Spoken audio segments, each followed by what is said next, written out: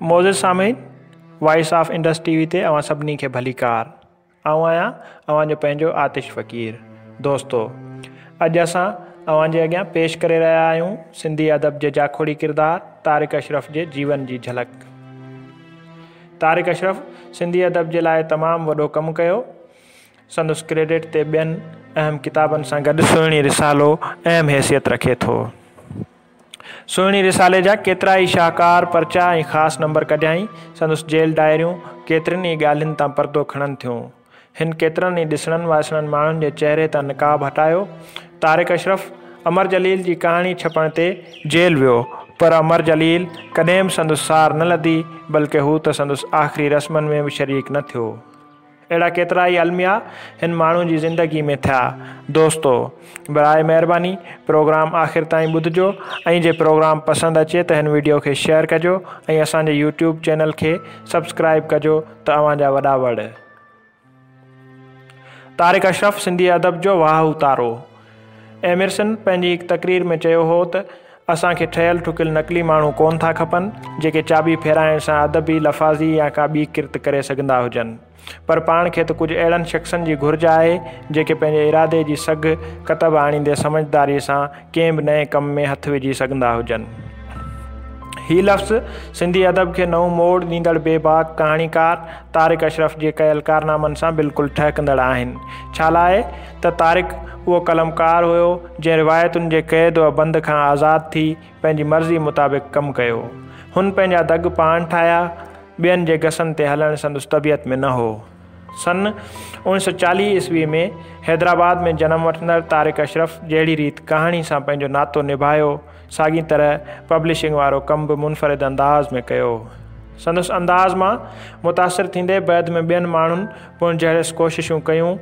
जॾहिं सिंधी अदब ज़रिए मुख़्तलिफ़ मज़ामती लाड़ा उभरिया ऐं ख़ासि तौरु वनी यूनिट वारे ज़माने में अदीबनि खे जेलनि में विधो वियो त तारिक अशरफ अमली तौर बि मैदान में लथो।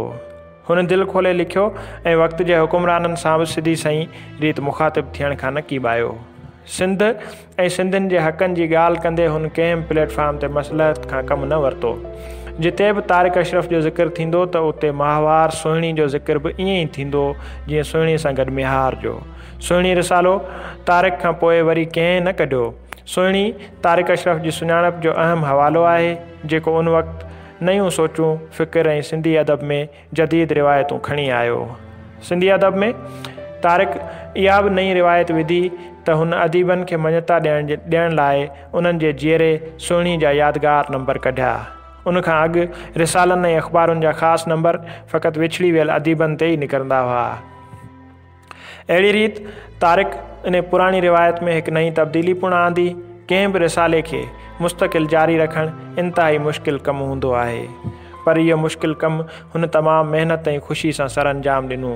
सुहिणी जा एडिटोरियल उन दौर जे हालतुनि जी तारीख़ सां गॾोगॾु तारिक अशरफ जी सिंध सां जज़्बाती लॻाव जो दास्तान आहिनि। तारिक जी बेबाकी सां सच चई ॾियण वारी आदत उन वक़्त जे इक़्तिदार धणियुनि खे न वणी, जंहिं करे खेसि घणियुनि तकलीफ़ुनि ऐं मुश्किलातुनि सां सुहिणी जा नसीम खरल, अमर जलील ऐं शेख अयाज़ नंबर सिंधी अदब में इनकलाबी तब्दीली हुआ जिन ते उन दौर में वॾा बहस मुबाहिसा बि थिया। तारिक अशरफ बहसियत एडिटर पंहिंजूं समूरियूं सलाहियतूं सुहिणी लाइ सर्फ़ कयूं।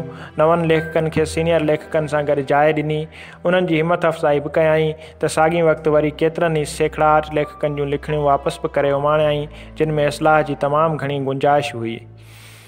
इहो उन करे बि त हिन सुहिणी खे हिकु भरपूर ऐं मयारी रिसालो बणाइण ते चाहियो, जंहिंमें हू सफल बि थियो।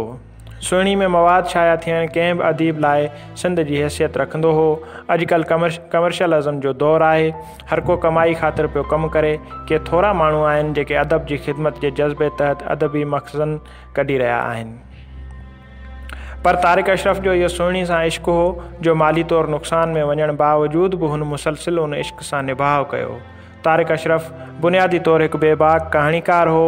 बुख ऐं चहक संदसि यादगार कहाणियूं आहिनि। उनखां अलावा रूप बहरूप, उणतुण, मलंग जो नारो ऐं मुंहुं कारो पिणु संदसि तख़लीक़ कयल बहितरीन कहाणियुनि मंझां आहिनि। उन्हनि कहाणियुनि जा डायलॉग ऐं मंज़रकशी दिलि में पीहिजी वञनि था। इहे कहाणियूं इज्तमाही समाजी दर्दनि, नाइंसाफ़ियुनि, महरूमियुनि, ज़्यादतियुनि, छिरकाईंदड़ हादसनि ऐं वाक़िअनि जा दास्तान आहिनि।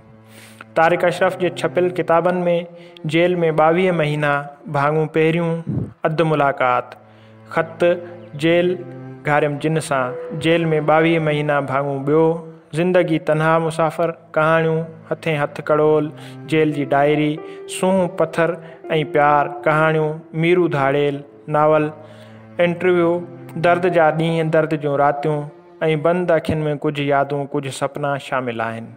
मौत अहिड़ी अटल हक़ीक़त आहे जंहिंखां दुनिया जे अज़ीम ॾाहनि, फ़लसफ़ियुनि, दानिश्वरनि ऐं मुफ़क्किरनि बि इनकार नाहे कयो।